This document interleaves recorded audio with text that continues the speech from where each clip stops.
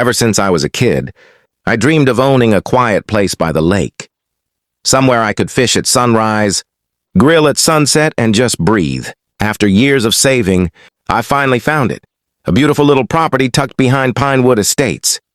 It wasn't part of their HOA. That was the best part. No rules, no meetings, no Karen telling me my grass was too long. The moment I saw the for sale sign, I knew this was it. The realtor warned me that the nearby HOA was active. That was an understatement. Pinewood Estates was famous around town for its strict rules and one particularly loud woman, Karen Bloomfield, the HOA president. Everyone knew her. She once fined a family $200 because their kids' bikes were visible from the street. I laughed it off, figuring she couldn't bother me since I wasn't part of their community. Oh, how wrong I was. The day I moved in, I was unpacking my truck when a white SUV rolled up. Out stepped a woman with oversized sunglasses, a clipboard, and an attitude that could melt steel. "Excuse me," she barked, walking straight onto my property. "You can't park that here. This is HOA territory." I smiled politely. "Actually, ma'am, this lot isn't part of Pinewood Estates. It's outside your HOA boundary." Her expression froze. "What? That can't be right. This whole lake is under HOA jurisdiction." I pulled out the property deed I'd already printed, expecting this exact moment. "Nope. See this line? My land starts right here, and it's not under your control." Karen's face turned red, her jaw tightening like she'd bitten into a lemon. "Well, we'll see about that," she hissed before storming off to her SUV. I thought that would be the end of it, but over the next week, strange things started happening. Someone left anonymous notes on my mailbox. "You'll regret not joining the HOA. We protect this lake for a reason." Then I caught a couple of HOA members walking down to the water behind my house, claiming they were inspecting the shoreline. That's when I decided to build something that would make them really mad. A private dock. If they wanted to play territorial games, fine. I'd make it clear that my slice of the lake was mine alone.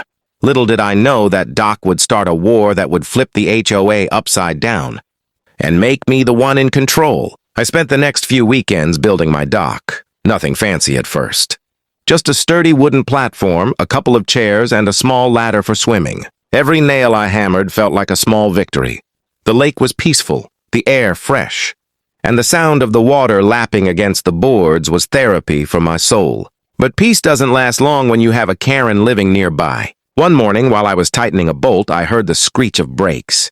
Karen's white SUV came to an abrupt stop right outside my gate. She stepped out, phone in hand, recording me like I was committing a crime. "Sir," she yelled, "you can't build a dock without HOA approval. You're damaging community property." I stood up, wiped my hands on my jeans, and calmly said, "Karen, this isn't community property. It's my land, my section of the lake, and my dock." Her camera zoomed in. "Oh, we'll see what the county says about that. I'll be reporting you for unapproved construction on shared water access." That afternoon, I actually got a visit, not from the county, but from two HOA board members who introduced themselves as concerned neighbors. They tried to negotiate with me, saying I could use the lake freely if I agreed to pay the annual HOA fee and follow community guidelines. I almost laughed. "You mean pay you so I can keep living on my own property?" Not happening. That didn't sit well with them. A week later, a notice of violation appeared taped to my front door, printed on HOA letterhead.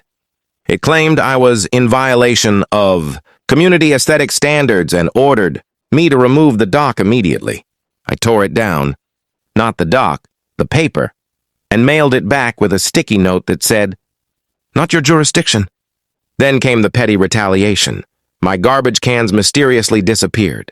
Someone reported my address for unauthorized shoreline alteration, and HOA members began walking their dogs right across my front yard like it was a park. That's when I got an idea. If they wanted to use my lake access so badly, fine. I'd make it official. I applied for a small business license and posted a sign by the gate. Private dock. Access fee, 15-day. HOA members welcome. It was meant as a joke at first, but within days, something unbelievable happened. People from Pinewood Estates actually started paying to use my dock. They didn't want to deal with Karen anymore, and my spot had the best view on the lake. When she found out, she absolutely exploded. It didn't take long for word to spread. By the next weekend, my quiet lakefront had turned into a mini attraction. Families from Pinewood Estates showed up with picnic baskets, fishing rods, and inflatable tubes, all happily handing over $15 for a day pass.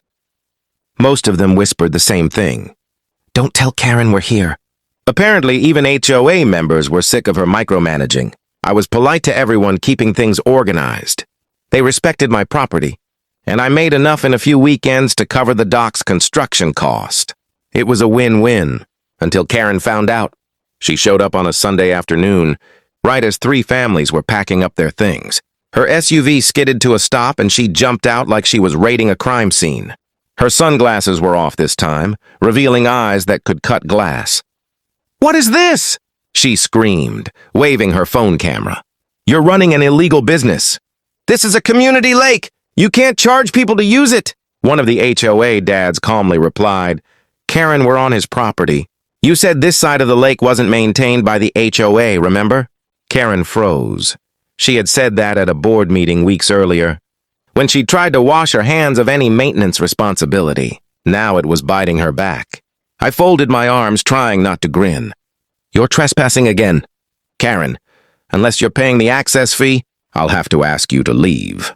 That set her off like fireworks. She stomped to the edge of the dock and shouted, "This whole setup is a violation. I'll call the sheriff, the county, Already did," I said, nodding toward the approaching deputy. Karen turned and her jaw dropped. A county sheriff's truck pulled in, lights flashing.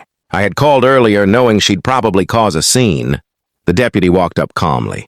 "Afternoon, ma'am. We've been over this property line issue before. This land and that dock are privately owned. The HOA has no jurisdiction here." Karen's mouth opened and closed like a fish gasping for air.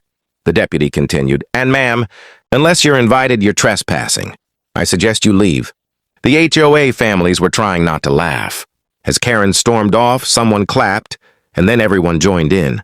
It was the first time I'd ever seen the HOA folks stand up to her. But Karen wasn't the type to give up. Later that week, I noticed a new sign appear near the lake entrance. HOA notice: unauthorized businesses are strictly prohibited. I couldn't help but chuckle.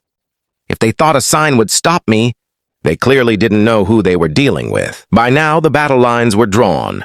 Karen had turned the HOA into her personal crusade, sending out angry emails, holding emergency, board meetings, and even trying to get the county to shut down my dock. But the county officials already knew the truth. I wasn't violating any laws. The lake was partially public, but the shoreline attached to my property was privately owned. When her legal threats failed, she tried to get clever. One morning, I caught 2 men from the HOA sneaking around the back fence, taking pictures. I walked right up and asked, "Need me to pose for those?" They stammered something about evidence collection and ran off. That's when I decided it was time to go big. Using the small profits from the dock passes, I expanded the setup, added a floating platform, a couple of paddle boats, and even a small snack stand with drinks and ice cream. I got all the proper permits from the county, just to make sure Karen couldn't pull another stunt. I even had a nice wooden sign carved that read, "Lakeside Dock and Chill, proudly independent of any HOA." That last line was purely for her. The next weekend, business was booming. Families from inside and outside Pinewood Estates came down to enjoy the water. Some even thanked me for giving them a drama-free place to relax. Ironically, the HOA's own lake area was nearly empty. People were avoiding Karen's constant patrols and silly rules about approved flotation devices and quiet hours. Then came the plot twist. One of the HOA members, a retired lawyer, quietly approached me. He said, "You know, technically, the HOA's main lake maintenance fund is going broke. If this keeps up, they might actually need your dock for access to their side." And that's exactly what happened. 2 months later, the HOA held a vote. The majority decided to lease dock access from me for fishing and boating rights. They couldn't afford to repair their own broken pier, and mine was now the most convenient entry point to the lake. When I signed the agreement, I couldn't help but smile. Karen had to sit across from me, silent and fuming, while I officially became the one charging them to use the lake. As she signed the contract, I said cheerfully. Don't worry. Karen, HOA members get a discount. Her hand trembled so hard I thought the pen might snap. Now every weekend I sit on my dock with a cold drink, watching HOA families enjoy the lake they once tried to control. And every time, Karen drives by and sees that independent of any HOA sign shining in the sun. I can almost hear the steam hissing out of her ears. It's funny. All I wanted was a quiet place to fish. Instead, I built a dock that taught an entire HOA who really owns the water.